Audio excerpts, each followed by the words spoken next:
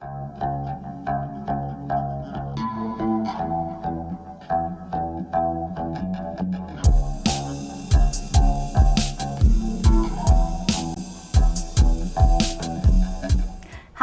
my name is Deb Enright, and this is Money Matters. Thank you for joining us. And as always, thank you to Daryl Thompson of Raymond James for his generous sponsorship of our Money Matters program. A brand new Williamson County Schools summer program for rising juniors and seniors, created by two of our 2013 WCS ambassadors, has started quite a stir among our community. Kids want to sign up for next summer. Parents wonder how they missed it this year, and businesses and agencies have already signed up to be included. The program, Youth Philanthropy in Motion, combined Belmont University, the TV show Shark Tank, the Center for Nonprofit, the United Way, High Hopes, and Mercy Community Healthcare, together with 12 students in a whirlwind program.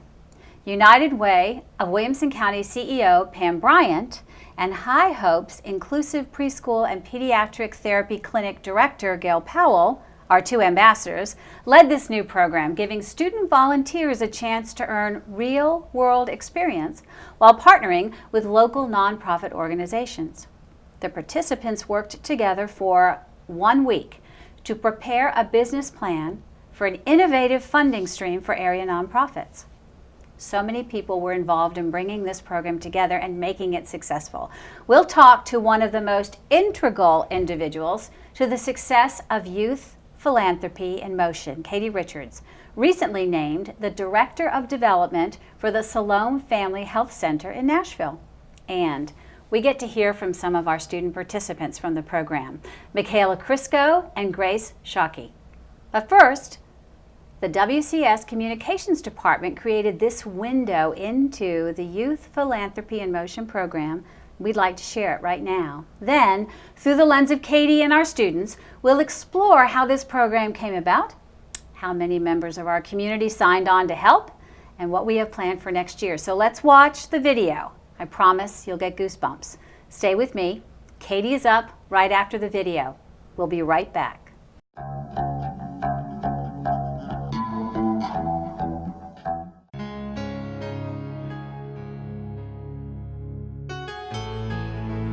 There may be this thread of enterprise that the kids come up with that one of the two agencies might actually use. This year, High Hopes and Mercy Community Health on Friday, so within 5 days, they have to design a concept that's either a program, a service, or a product that becomes an alternative funding source for that agency, so for either High Hopes or for Mercy.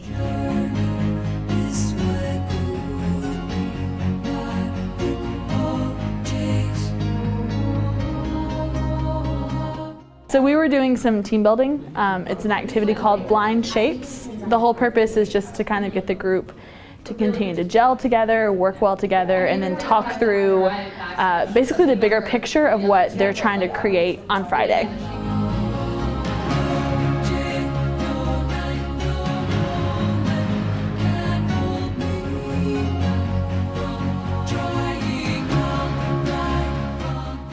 Is we want the teens to learn that we have needs here in our own community. You know, it's not just about needs that are overseas. Other goals that have come out of that have been all kinds of critical thinking and problem solving and learning to work in a group and getting to know other people and valuing other opinions and taking constructive criticism and then bringing it all together to this, basically what they're going to present Friday is a business plan.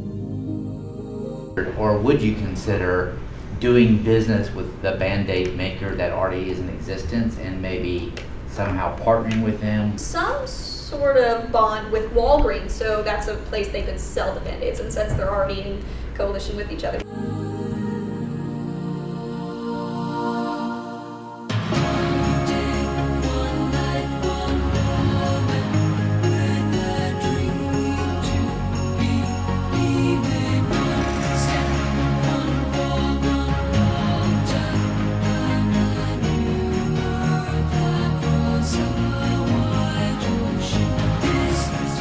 This week I've really learned a lot more on how to collaborate with people, and because I'm not a really big team worker. If I had my choice, I'd rather work individually, but this week I've really learned how to, kind of collaborate with people and input my ideas and also input other people's ideas on how to create a project.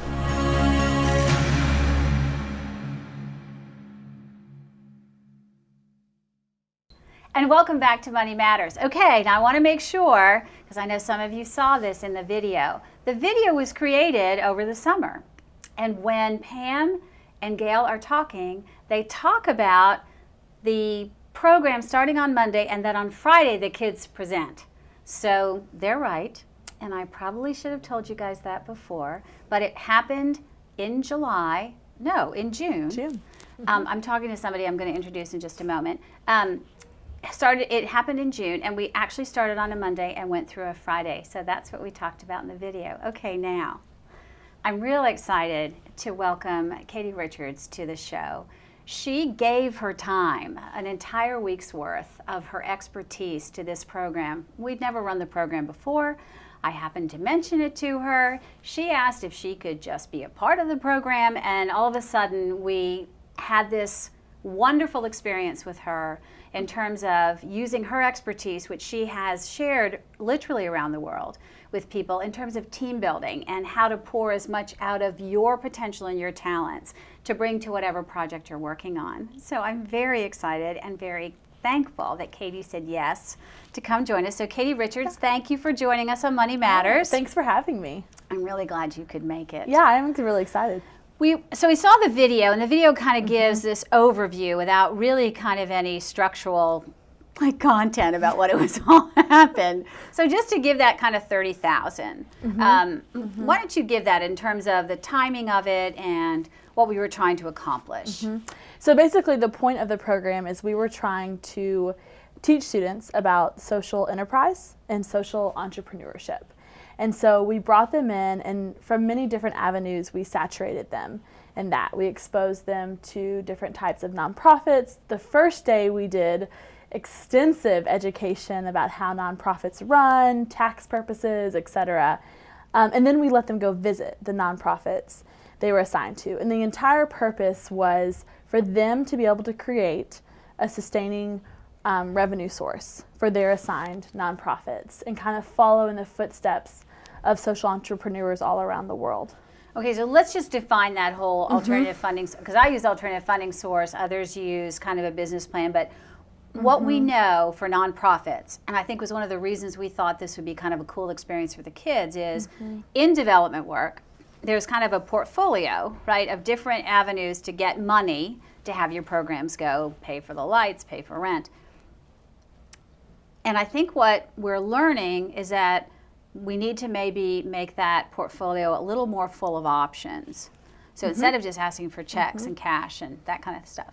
And so this thing called an alternative funding source, we were looking for a stream of revenue that was, let's see, what were some of the requirements? Help me with that. Well, it had to be sustainable. Okay. They had to think through all of the costs for it. So staffing costs, production costs, if they did a good. But they could create a good or a service, depending on what they felt was the best fit. Okay, all right. So they had to learn about the agencies. So on Monday, we get this huge thing about nonprofits as an industry from the Center of Nonprofit, and then load them up, and they went to either High Hopes or Mercy Community Health. And we both know those two agencies kind of bubbled up. One, because Gail was one of the folks who was a mastermind behind all this, and Pam was gracious enough, instead of using United Way, she said, wait, here's an agency I think the kids will connect with, right? So we had Mercy and we had High Hopes, and they went and kind of got boots on the ground there. And then from there, something else happened really cool on Tuesday. So on Tuesday, we went and we visited Belmont, because Belmont has a social entrepreneurship major, which is pretty distinct, and they've had it, I think, for a few years now.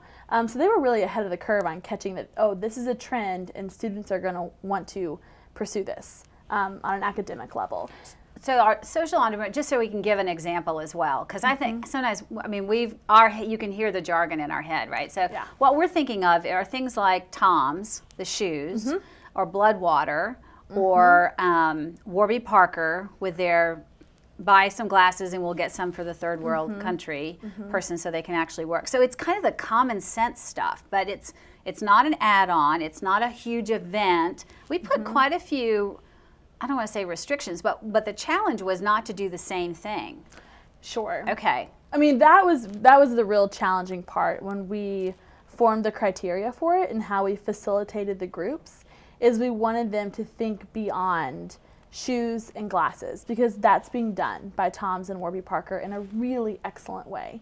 But we wanted them to think in that theme just differently. So it was a quite a challenge we put before them in 4 days. Yeah, 4 days, because then on Friday they had to present, and we didn't want them just to go up and go, oh, hi. I mean, this was a full scale. I think they used Prezi, not to say that others aren't, other platforms aren't great, but they used Prezi. And we had, we're going to learn, but we had kids from at least 4 of the 8 high schools that were involved this first year, this inaugural year, which was kind of an interesting thing about group dynamics. Can you talk about, because part of your magic was causing the kids not just to get the curriculum and have the end product, but was really to understand what group work meant with people they may not necessarily know. Yeah, so my whole goal, like what I saw my role as, is to come in and just lay a really broad framework for them and then allow them to create within it. I think sometimes when we have students, we as adults get into this mentality, oh my gosh, what if they can't do it? And I never thought that. I mean, as everyone involved always believed in them to be able to create. And so I thought, I want to come in and I want to do some team building activities to get them thinking. I want to show them some videos, expose them, facilitate conversation, just to get the juices flowing, so that then they are set up to create the best thing they possibly can. Yeah, I think your energy, helped all of us, not only just stay on task, but also just to believe. And I think what I also appreciated about some of the stuff that you brought, because your toolkit is just immensely full, but some of the things you brought were real world examples. So it is the Toms and the Warby Parker, but that's kind of up in the stratosphere. And you introduced us to people who in this area are actually doing that kind of work, where they are seeing something that perhaps needs to be fixed in some way, and then thinking entrepreneurially about how they can make a difference. So why don't you tell them about T615 as we begin to wrap? Well, when you and I discussed this, I said, oh my gosh, have we asked Lauren Carpenter from the Chamber? She's a good friend of mine from back home in Kentucky. And she and her business partner launched a company called T615. They make bracelets and jewelry and t-shirts and all kinds of different goods to sell, and then with their business, they use the profit to fund safe houses for trafficking. And so they're a perfect example for those students. They are girls who work full-time, but then on the side, they said, we want to make a difference and we want to do it in a really cool way. And so we brought Lauren in, and I think the students were absolutely blown away by how they saw someone in real life around their age doing it. Yeah, I was just going to say that. I think what was important about that particular piece, and then she was so kind on Friday, and we can talk about that with the students, but on Friday, the students presented, not to us, because we would have gone, oh, it's fabulous. But we had them in front of kind of experts, so entrepreneurs, people from nonprofits. Dr. Looney sat on this first panel, which was very nice of him to do, and that they really were given some incredible challenges in terms of questions for viability and sustainability, and so it was very real. And I think it was wonderful to have, look what, it's also happening here. It's not just happening kind of in the larger cosmos of helping people who might need help with social entrepreneurism, but here's somebody actually that you can talk to who's not much older than you, who's doing that. So I thought that was really great. Well, we're going to have now the great opportunity to talk about 2 of our grads. Can we call them graduates? Yes, I think we can call them graduates. Stars if we want Let's to. call them stars. I love it. Star graduates. I like that even better. So 2 star graduates. So if you can stick around, because I think it'll be just fun for all 4 of us to kind of chat about the experience, that'll be great. And we're going to be back in just a moment. It's going to be fun. 2 graduates from the Youth Philanthropy and Motion program are here to talk about what the program meant to them and how it will affect their plans as they craft their future. Stay with us. Next up, Michaela Crisco and Grace Shockey. We'll be right back.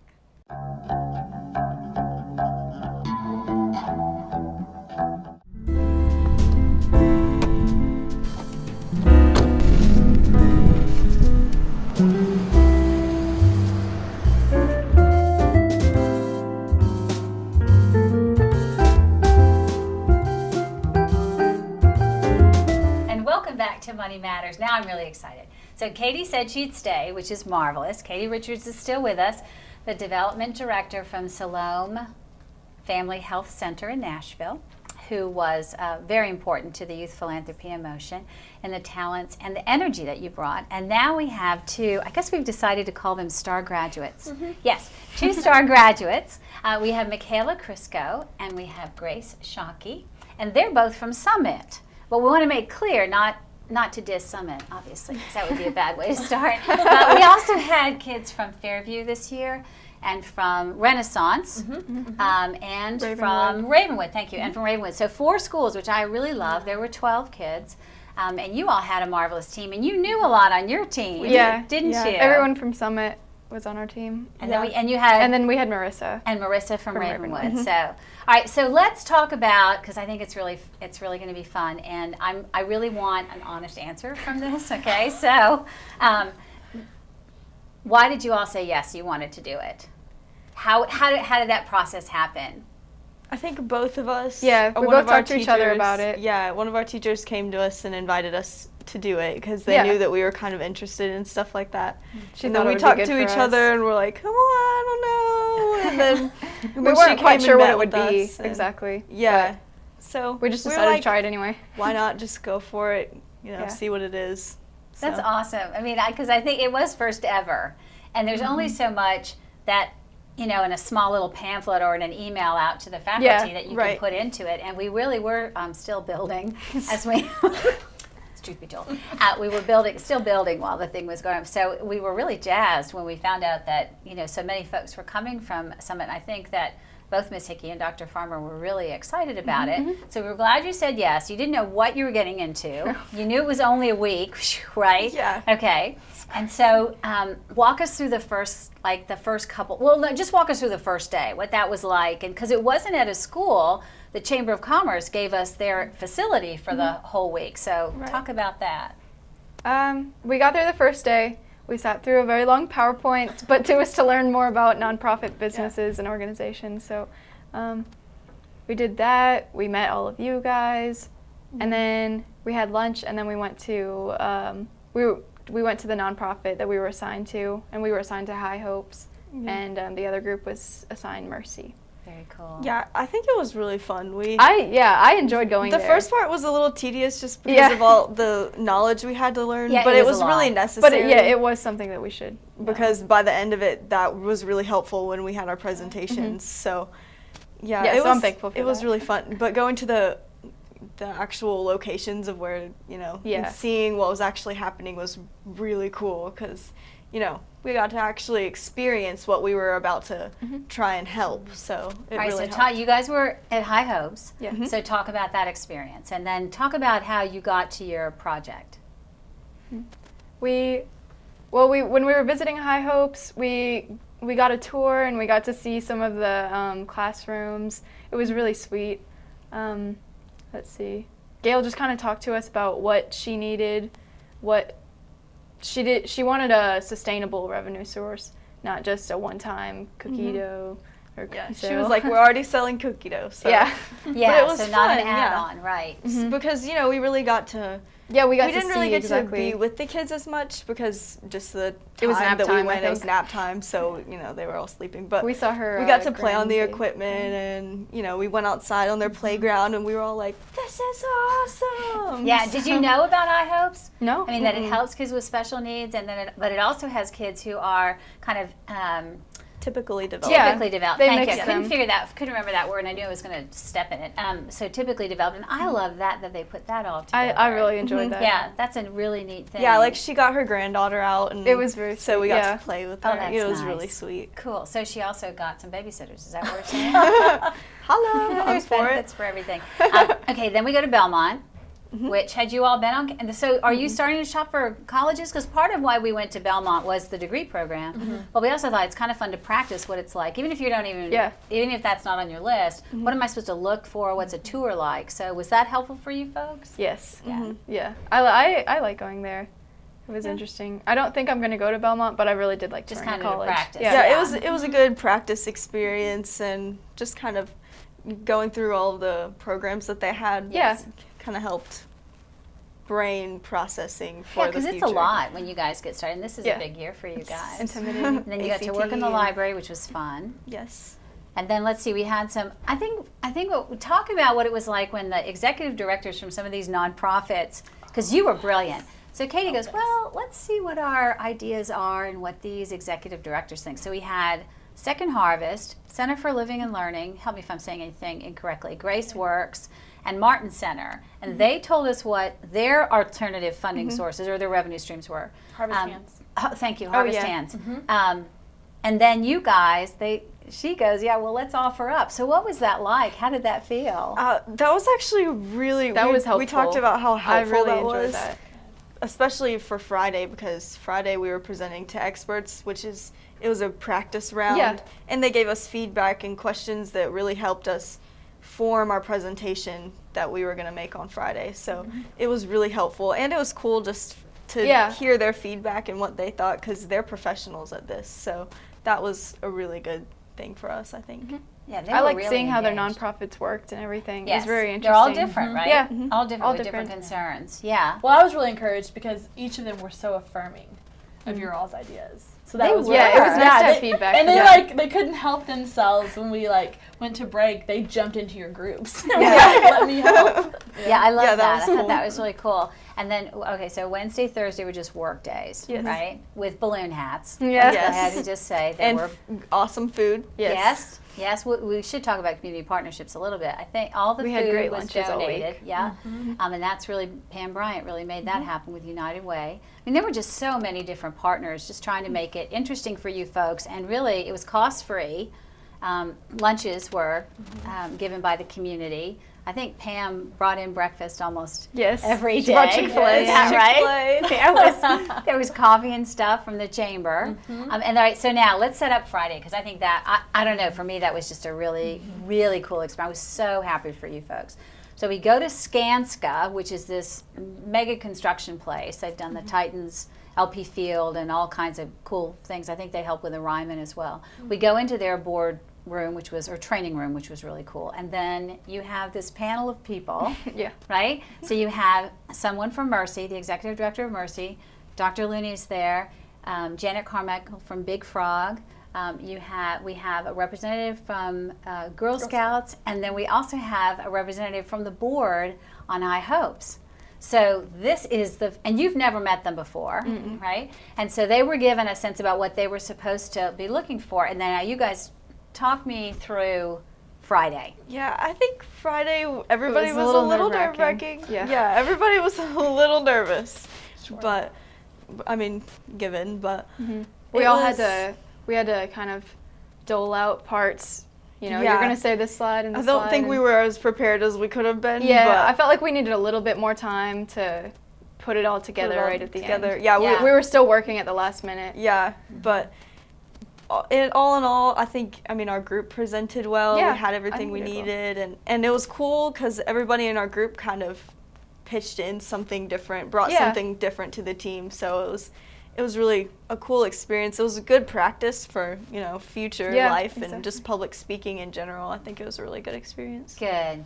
So is nonprofit in your future, or not nonprofit in terms of your income, but nonprofit in terms of maybe the industry you're going to go into? Actually, since then, I've been thinking of different kinds of businesses that I could work that out with. Yeah, Good. I I've think just been, thinking. I think I don't want to do that as my profession, but or just integrating that into whatever I do, and adding that to it. Yeah. So it was a cool thing for the future to just have under my belt to know. Because I how didn't to know very use much it. about it before this week, or the week that we did Well, it. and I think sometimes what's fun about this stuff is you go in, and it's really true that somebody will think, since they're 5 years old, they want to be a teacher, and then they have a sense and have a chance to kind of be in a classroom, and then like, I never want to do that again in my entire life. So I think sometimes that's the point of all this, was just to let you all see another piece of industry. I want everyone to know what your funding source was, and we've got a wrap on this, so give me kind of the tightest description you possibly can for High Hopes on what you all decided to do for them. Okay, it was a Saturday kind of like a Mother's Day out thing for kids with special needs or typically developing kids. And it was just going to be a little bit cheap for, anybody to come drop their kids off for a day and then come pick them back up. And the nice part of that was that no other daycare around here offers daycare for special needs children. So it was kind of... And the idea came from one of your group members. Yes, from Hollis Wigington. Yes, he had a sister who had special needs, and he was like, I'm always the one who has to watch her. And and his parents never get a day off. Yeah, so you met a couple needs, right? And what I remember, did you think you'd be talking about revenue and profits? No. And and especially during the summer, come on, right? But what I liked about it, when I talk with people about this, because people are pretty jazzed about this program, is that you guys developed a program that could add about $20,000 to their bottom line, which is it's incredible. We know that from development and work. It's incredible. That was only with say 15 kids for an entire That was day. without growth. So should it grow, it would, could double on revenues. So. Well, I just love this. Me too. I just think it was really great. And thank you all. I want to thank Grace and Michaela and Katie for being with me to talk about it. So as you can see, Williamson County Schools is committed to providing great opportunities for our students to become familiar with their special talents and interests. And 2 ambassadors made this happen. We could not be more grateful to them. There are so many partners to thank. Gail and Pam Williamson, Incorporated, T615, Big Frog, the Girl Scouts, Mercy Community Health, High Hopes, Second Harvest, I'm going to leave somebody out, the Martin Center, Grace Works, Center for Living and Learning, a ton of restaurants, and Belmont University. Youth Philanthropy in Motion is an example of what can happen in Williamson County when someone asks the question, what if? Our ambassador program continues to bring unique and innovative partnerships to our students, providing interesting opportunities to experience the real world and begin to understand where certain career interests may lead them after high school. The Youth Philanthropy in Motion program underscores just how creative working with WCS can be for community partners with a great idea and a commitment to excellence. There is so much more we can provide for our students outside of the classroom, expanding their opportunities to learn. Our guests today show us that bringing together a variety of resources to bring a vision to reality is all it takes. And that is why money matters. That's our show for today. Thank you for watching, and thank you as always to Daryl Thompson of Raymond James for his continued support. My name is Deb Enright. This is Money Matters.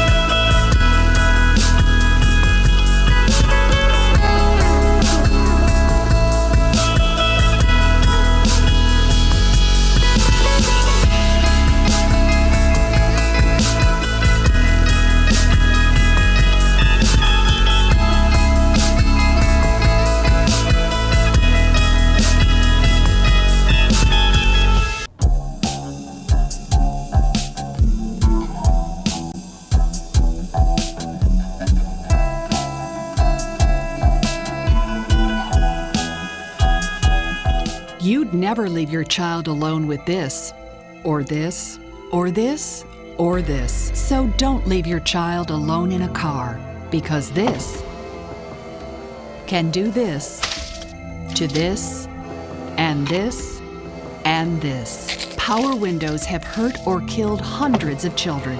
So never ever leave a child alone in a car. Not for 1 minute.